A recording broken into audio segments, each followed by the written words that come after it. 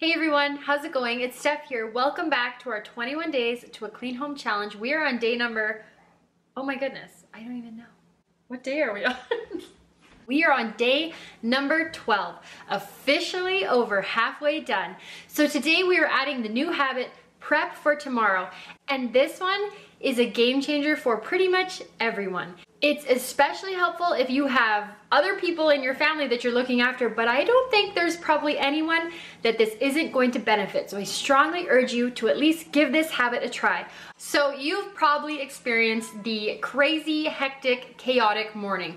I know I have, and now that my kids are doing school again, it's even worse because time is tight. So the habit that I added in to help with that is the prep for tomorrow. Basically, I've encompassed a few of the different Fly Lady habits, like check your calendar, where are your keys, set out your bag, and then put them all into one I call prep for tomorrow. So all you have to do is look at your calendar for tomorrow and see what's going on. And then tonight, take care of everything you can to make your morning go really easily.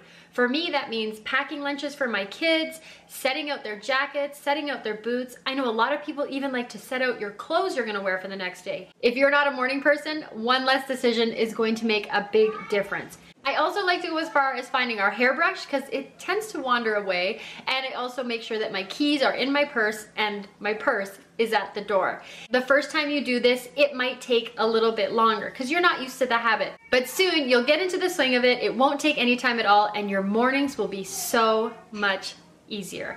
So we just finished dinner, it's like 7 o'clock, my husband's giving the kids a bath, and I'm gonna get everything ready that I can to have a smooth day tomorrow. I hope you do the same. Add this one to your weekly cleaning sheet in the evening, if you have to get up in the morning, and make sure you give yourself a check mark on your daily tracker. I will talk to you tomorrow for day number 13. Bye.